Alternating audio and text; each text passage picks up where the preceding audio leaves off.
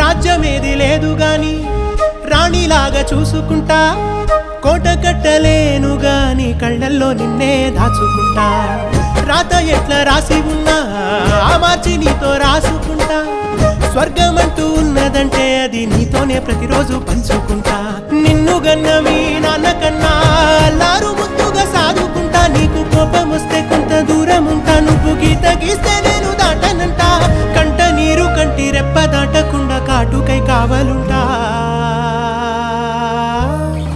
రాంబాయి నీ మీద నాకు మనసాయనే.